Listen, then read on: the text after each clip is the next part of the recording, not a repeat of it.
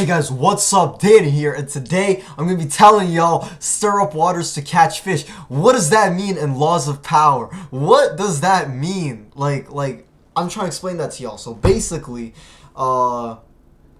when you get angry, you've lost control. But if you can make your enemies angry, you gain an advantage. Rattle your enemies to put them off balance, right? So basically, what happens? Basically, I wanted to tell y'all this first of all, right? I know a guy. There's this one girl I know, and she is,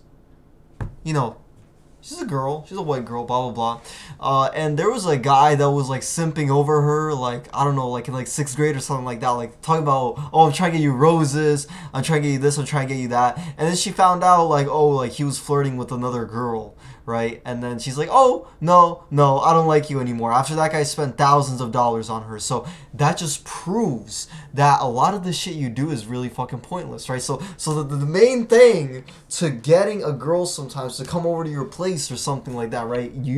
What you have to kind of do is you have to, like, stir up waters.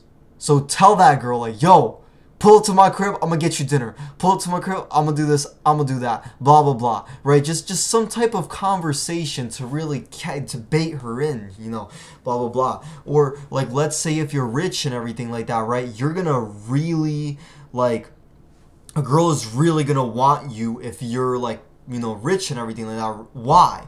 Because you guys could be arguing over some fucking bullshit, like, oh, she's like, oh, the dishes aren't fucking clean, go fucking wash them for me and shit, right? That's the power dynamic that bitch is giving you, and you don't fucking want that shit, right? So you fucking cut that bitch off if she ever fucking does that shit to you. You gotta make the girl say sorry to you, right? That's why I had a girl and that she looked just like me, she looked just like me and everything like that, right? Probably my fucking soulmate. I don't give a shit. But I was like, you know what? I'm gonna block this bitch. Why? Because she hasn't responded to me in a day. She never said sorry to me for some small shit. Because you know why? Because I am the fucking alpha and shit, right? You, like that girl and everything, if you really, truly want me to be successful, right? You are gonna pray for me, and you're gonna understand that it's unfair.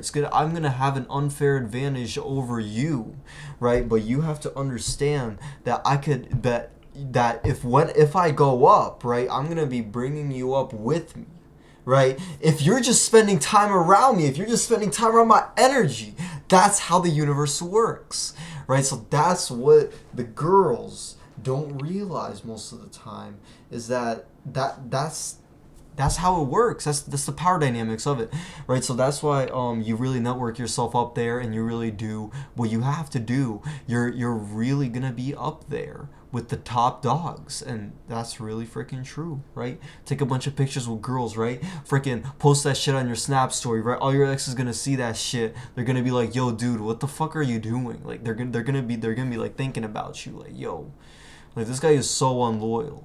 But that doesn't fucking matter. If I'm a powerful man, then that shouldn't fucking matter to you. If I'm a king, then that shit doesn't fucking that shouldn't matter to you, right?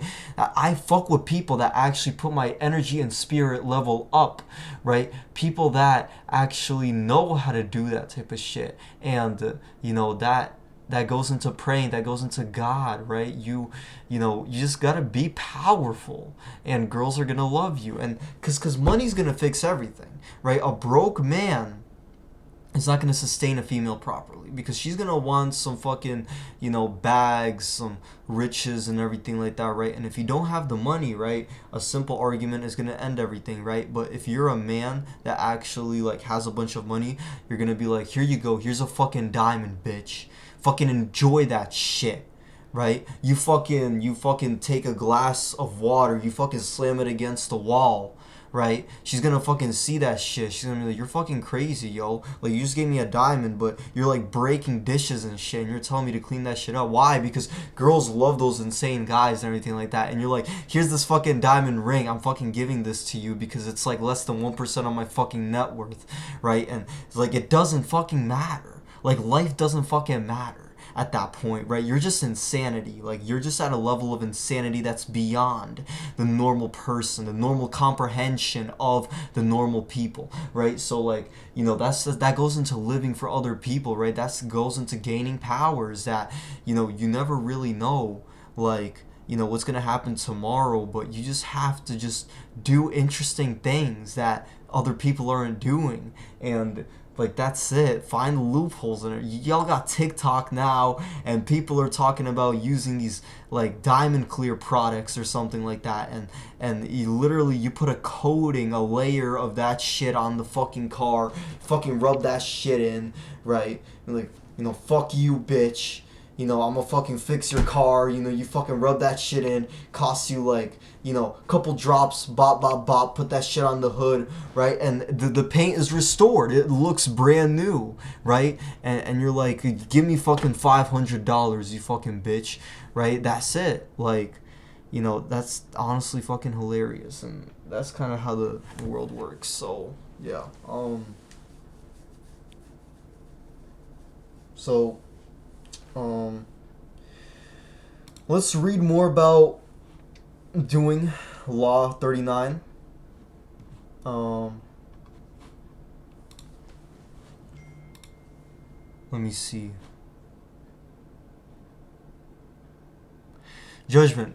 So, anger and emotion are strategically counterproductive. You must always stay calm and objective, but if you can make your enemies angry while staying calm yourself, you gain a decided advantage. Put your enemies off balance. Find the chink in their vanity through which you can rattle them, and you hold the strings. The crux of this law is represented by the metaphor of water symbolizing emotion. When the water is still, your enemies and opponents have time to scheme and plan actions. Stirring the waters draws the fish to the surface, getting them to act before they're ready. One of the best ways to do this is to play on human beings' biggest weak points, their tendency to react with emotion. Pride, vanity, love, hate, elation, resentment are just a few emotions that drive people. The angrier someone becomes, the more control they give up. Eventually, they are caught up in a typhoon of emotion that either they have created themselves or you have orchestrated.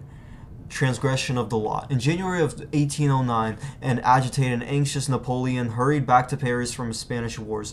There was a rumor his foreign minister Talleyrand had conspired against him with Fouche, the minister of police. The shocked emperor summoned his ministers to the palace. He began pacing up and down and started rambling vaguely about plotters working against him. As Napoleon talked, Talleyrand leaned on the mantelpiece, looking completely indifferent. Napoleon announced, "For these ministers, treason has begun when they permit themselves to doubt." At the word treason, Napoleon expected his minister to be afraid, but Talleyrand only smiled calm and bored. The sigh of subordinate, apparently serene in the face of charges that could get him hanged, pushed Napoleon to the edge. There were ministers, he said, who wanted him dead, and he took a step closer to Talleyrand, who started back at him unfazed. Finally, Napoleon exploded. "You are a coward," he screamed in Talleyrand's face. "A man of no faith. Nothing is scared to you. You would sell your own father. I have showered you with riches, and yet there's nothing you would not do to hurt me." The ministers looked at each other in disbelief. They had never seen this fearless general, the conqueror of the most of Europe, so unhinged. After a few more insults, Napoleon walked away. Talleyrand slowly crossed the room, turned to his ministers and said, "What a pity, gentlemen. That's so great. A man should have such bad manners." Napoleon relieved him of his duties and banished him from the court, believing that for him humiliation would be punishment enough. He did not realize that word had quickly spread of his tirade of how the emperor had completely lost control of himself and how Talleyrand had essentially humiliated him but maintaining composure and dignity. A page had been turned. For the first time, people had seen the great emperor lose his cool under fire. A feeling spread that he was on the way down. Interpretation. This was indeed the beginning of the end. Waterloo was still 6 years ahead, but Napoleon was on a slow descent to defeat, crystallizing in 1812 with his disastrous invasion of Russia. Talleyrand was the first to see the signs of the decline, especially in the irrational war with Spain. Sometime in 1808, the minister decided that for the future peace of Europe, Napoleon had to go, and so he conspired with Fouche. It is possible that the conspiracy was never anything more than a ploy, a device to push Napoleon over the edge, for it is hard to believe that two of the most practical men in history would only go halfway in their plotting. They may have been only stirring the waters, trying to goad Napoleon into a misstep. And indeed, what they got was the tantrum that laid out his loss of control for all to see. In fact, Napoleon's soon famous blow up that afternoon had a profoundly negative effect on his public image. So that's it, yo. In the face of a hot-headed enemy, an excellent response is no response. Nothing is as infuriating as a man who keeps his cool while others are losing theirs. Now, it's different, right?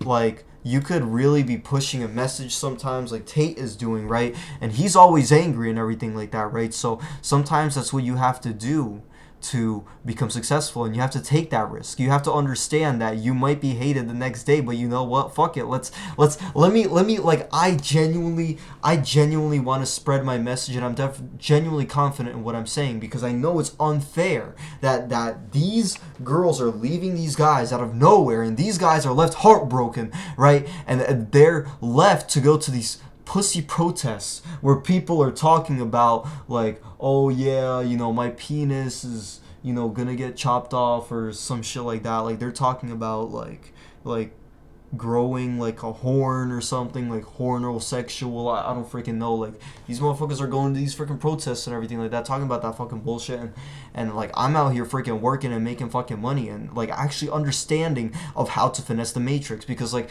I feel like for me, driving is nice, right? I fuck with driving and shit, so that's what I do. I just drive around, I drive people, I drive food around, and instead of driving around drugs for people, that's the type of shit I be doing and shit, because I understand like that drug business is really fucking risky. Why the fuck is Andrew Tate in fucking Romania right now? Because the motherfucker needed to evade the US, he needed to evade the UK, because he knows himself that what his drug schemes have caused in those countries, the investigations, the everything, right? But you know, he just paid so much money to the Romanian government, and they're already corrupt as can be, and he found a way to finesse the matrix like that. So that's basically what I wanted to explain to y'all, is that how important it is to, sometimes you gotta stir up waters, you gotta hit up people first, you gotta hit up your friends first. Why do you have to hit up your friends first? Because when you hit your friends up first, what that basically does is you know, you're letting your friends know, like, hey, what's up, I fuck with you and everything like that. But then you could stir up some water. So like, let's say for example, one time I picked up like a couple people, and I was like, yo guys, let's go there. You know, they gave me some gas money, and then I just dipped. I just freaking dipped and everything, like, because bro, like, come on, bro, I'm just trying to make some fucking K over here, yo. Sneak into fucking parties sometimes, bro. Freaking jump the fence, yo. Literally just put your hoodie up, just walk straight through like you're a freaking menace to society, right? Put on a wig or something if you're a guy. I don't freaking know. I think I would have been a fucking attractive ass girl if I was a girl with the same fucking mindset that I am like as a guy and shit, right? You get really fucking far. Girls get even further than guys because because that's how you finesse the matrix. That's how you finesse the matrix.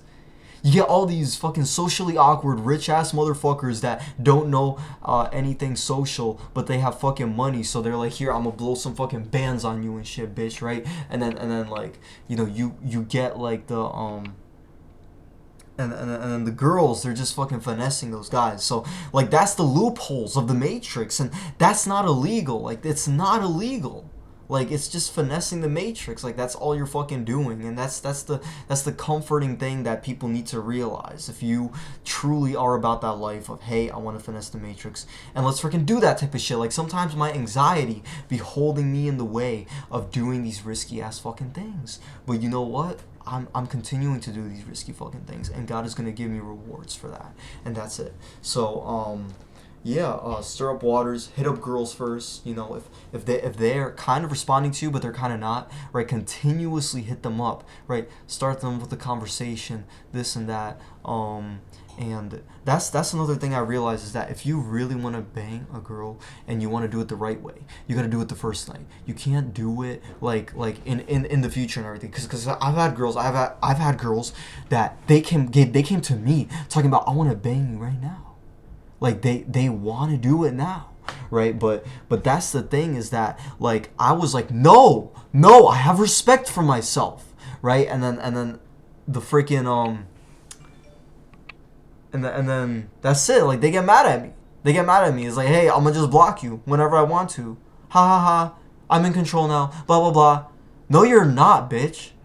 Like, I got motherfuckers praying for me. I got people that want to see me succeed, that want to see me do really freaking well, right? And that's why I'm focusing on this message that I really want to freaking spread. I feel like this is so much more interesting than going to parties, like all these fucking NPCs, all these fucking bots, right? Oh, I took 100 hits of the car. Look at me, I'm so cool. Nobody gives a fuck. Nobody gives a fuck about that shit, bro. Like, I'm fucking out here sober. Like, ha ha ha, look at me, I'm so crazy and I'm sober, right? Alpha mentality, right? They're gonna fucking, come out with some fucking new shit that's actually healthy for you, like the fucking supplements like ashwagandha and shit, right? You fucking take that shit, you feel fucking good. That's it. So yeah, guys, listen, just understand that finesse the freaking matrix, and never let your guard down on none of these hoes. So hope you guys enjoyed this video. Have a great day and peace out.